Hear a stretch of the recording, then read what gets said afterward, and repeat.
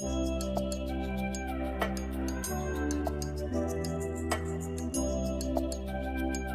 Friends, आपका स्वागत है हमारे यूट्यूब चैनल में। जैसा कि आप जानते हैं कि हम पॉलिटेक्निक के फर्स्ट सेमेस्टर के अप्लाइड मैथमेटिक्स को सॉल्व कर रहे हैं, तो इसमें हम अब अध्याय 11 की बात करेंगे। इसका नाम है डिमायवर प्रमेय। ठीक है, यह पार्ट 1 है इस वीडियो का। सबसे पहले क्या देखेंगे, इस वीडियो में हम आईएमपी फार्मूलों को देखेंगे, लेकिन उससे पहले हम देखते हैं डिमायवर प्रमेय होता ही क्या है, इसकी डिफिनीसन क्या होगी।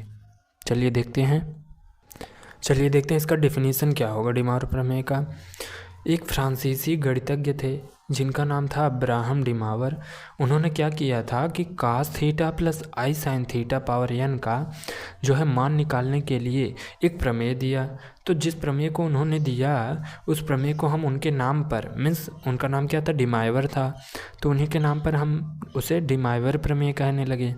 ठीक है, उन्होंने क्या प्रमेय दिया कि n कोई धनात्मक या ऋणात्मक पूर्णांक हो तो हम cos theta plus i sine theta का पावर अगर n रहेगा तो इस n का इस थीटा के साथ, इस n का इस थीटा के साथ मल्टीप्लाई कर देंगे। Means cos n theta plus i sine n theta कर देंगे। ठीक है, n यहाँ पे मल्टीप्लाई हुआ, n यहाँ पे मल्टीप्लाई हुआ जो ऊपर था।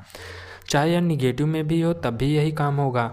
मीन्स अगर cos theta plus i sine theta का पावर -n होगा तब भी वही काम होगा। तब होगा cos थीटा के साथ n का मल्टीप्लाई -n थीटा, फिर प्लस आई साइन, फिर थीटा के साथ n का -n का मल्टीप्लाई -n थीटा। ठीक, वही काम होगा।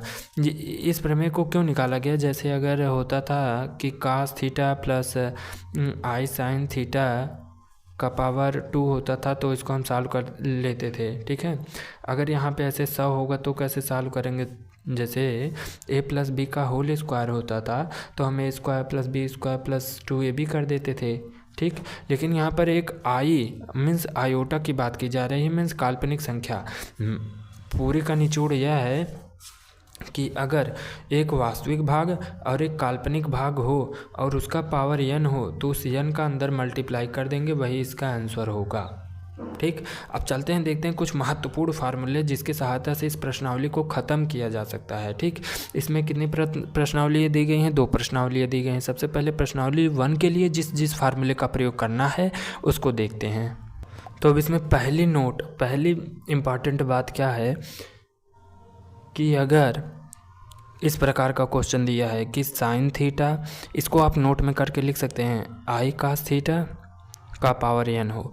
अगर इस प्रकार का सिस्टम दिया गया है आपके सामने, अगर इस प्रकार का कोई भी क्वेश्चन आएगा तो सबसे पहले आप क्या करेंगे, सबसे पहले हम ये करेंगे कि इसमें से हम आई कॉमन लेंगे, क्योंकि ये जानते रहिए जब तक इसके फॉर्म में नहीं होगा तब तक कोई भी सवाल हल नहीं होगा। मीन्स आई जो है हमेशा साइन के साथ रहना चाहिए और cos जो है हमेशा अकेले रहना चाहिए, उसके साथ आई नहीं रहना चाहिए। जबकि यहाँ पर देखिए cos के साथ आई है तो यहाँ पर आई नहीं मांगता है, तो क्या करेंगे, आई कॉमन लेंगे।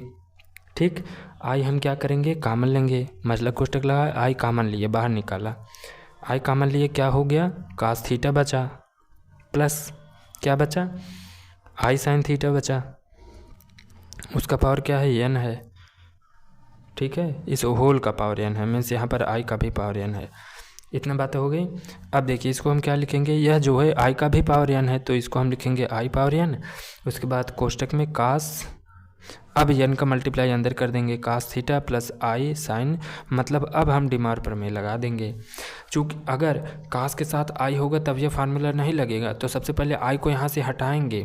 जब आई यहाँ से बाहर निकाल देंगे तो आई के साथ साइन के साथ आई आ जाएगा, तब जाके डिमायवर प्रमेय जैसे यहाँ लगाए हैं वैसे लगाएंगे। चलिए देखते हैं दूसरा नोट क्या कह रहा है, दूसरी बातें क्या कह रही है। दूसरी बात क्या कह रहा है कि इस सूत्र का, किस सूत्र का, ये वाला सूत्र जो ऊपर दिया गया है, ये वाला फार्मूला कि cos theta plus i sine theta का पावर n बराबर cos n theta plus i sine n theta, इस सूत्र के प्रयोग के लिए साइन तथा cos के कोण का मान समान होना चाहिए। मतलब क्या हुआ कि कास के साथ जो थीटा है साइन के साथ जो थीटा है ये समान रहना चाहिए। ऐसा नहीं कि यहाँ पर अल्फ़ा दिया है और यहाँ पर बीटा दिया है, ऐसा नहीं होना चाहिए। अगर कास के साथ थीटा है तो आई साइन के साथ भी थीटा होना चाहिए। मतलब इस सूत्र के प्रयोग के लिए साइन तथा कास के जो कोण होंगे दोनों वो एक समान होना चाहिए। अब देखिए एग्जाम्पल क्या है इसका कि कास alpha plus i sine beta का पावर n का मान इस सूत्र से हम नहीं निकाल सकते हैं। ठीक है, क्यों नहीं निकाल सकते हैं? क्योंकि अल्फ़ा जो है बीटा के बराबर नहीं दिया गया है।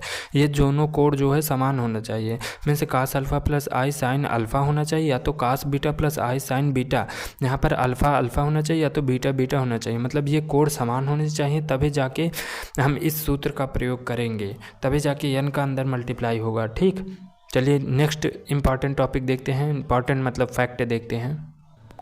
आगे क्या है, मोस्ट इम्पॉर्टेंट फार्मूला है। अगर आपने इस 4 फार्मूले को पढ़ लिया तो आपका प्रश्नावली 11.1 जो है एकदम आसान हो जाएगा।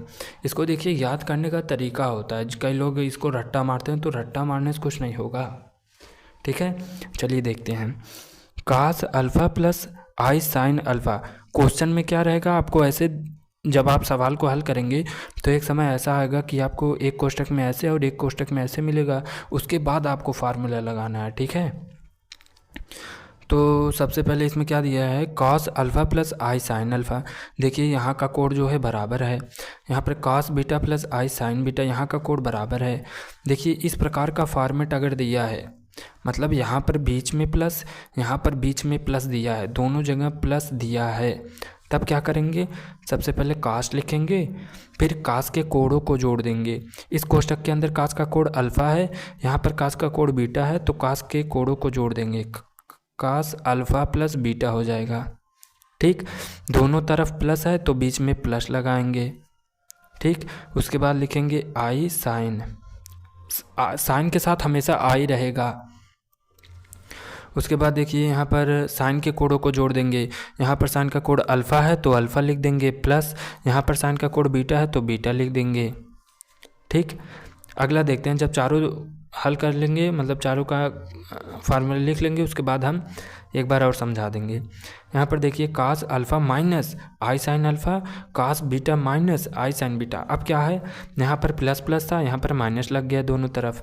सबसे पहले क्या करते हैं, कास लिखते हैं, अगर दोनों प्लस हो तो जोड़ दिए, तो दोनों माइनस हो तब भी जोड़ेंगे।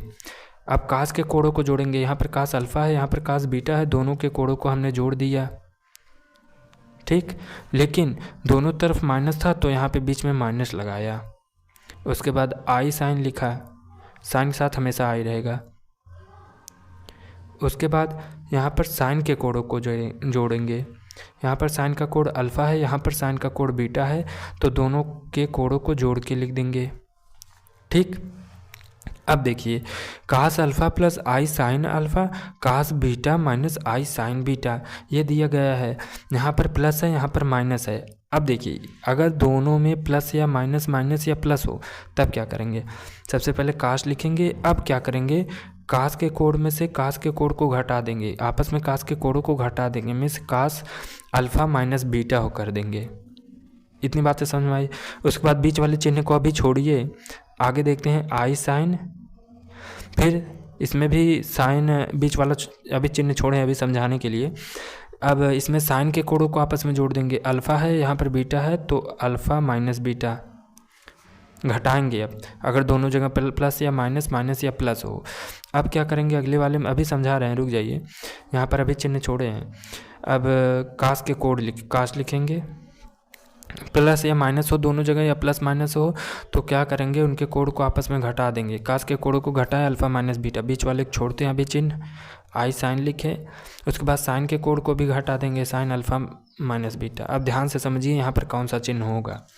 देखिए अगर पहले प्लस आया, पहले वाले कोष्ठक में प्लस आया तो बीच में प्लस। ठीक, अगर पहले वाले कोष्ठक में माइनस आया बीच में तो यहाँ पर बीच में माइनस। अब बताइए कोई दिक्कत। अब चलिए हम समरी कर लेते हैं, मैं से एक बार देख लेते हैं सभी को।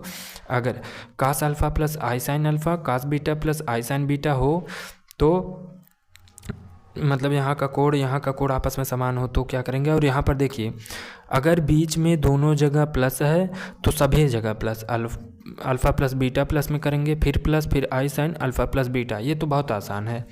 अगर दोनों जगह माइनस हो तो बीच में माइनस करेंगे, बाकी इधर अल्फ़ा प्लस बीटा करेंगे, इधर अल्फ़ा प्लस बीटा करेंगे। ठीक, अब लास्ट वाला जो दो होगा, अगर यहाँ पर प्लस माइनस या प्लस हो तो सबसे पहले घटाएंगे कोड को, अल्फ़ा माइनस बीटा, यहाँ पर देखिए साइन अल्फ़ा माइनस बीटा। अगर प्लस या माइनस या प्लस हो तो घटाएंगे कोड को, मतलब अल्फ़ा माइनस बीटा और अल्फ़ा माइनस बीटा यहाँ साइन के साथ। ठीक, लेकिन बीच वाला चिन्ह क्या रहेगा, अगर पहले आपका प्लस आया है तो यहाँ पर बीच में प्लस रहेगा, अगर पहले वाले कोष्टक में के बीच में आपका माइनस आया है तो यहाँ पर बीच में माइनस रहेगा। बस यही 4 फार्मूले को आप याद कर लीजिए, आपका ये प्रश्नावली समाप्ति खोर हो जाएगा।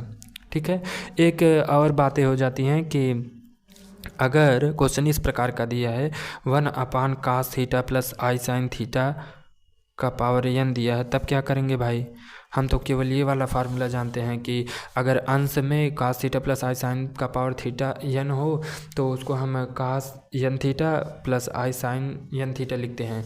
लेकिन यहाँ पर क्या कह रहा है, अगर 1 में ये सब दिया हो तब क्या करेंगे, हम इसको जो है ऊपर ले जाएंगे, और जब हम इसको ऊपर ले जाएंगे तब क्या होगा, तब जो n आपका प्लस में है वही आपका n जो है माइनस में हो जाएगा। अब इस माइनस का अंदर मल्टीप्लाई कर देंगे थीटा के साथ। ठीक है, cos minus n theta plus i sine minus n theta minus n into theta, ये कर देंगे। ठीक, अब यहाँ पर एक चीज़ और इम्पॉर्टेंट है कि cos माइनस थीटा बराबर क्या होता है और साइन माइनस थीटा बराबर क्या होता है, ये चीज़ आपको याद रखना पड़ेगा। cos माइनस थीटा होगा आपका cos theta, sine minus theta आपका होगा माइनस साइन थीटा, ये होगा।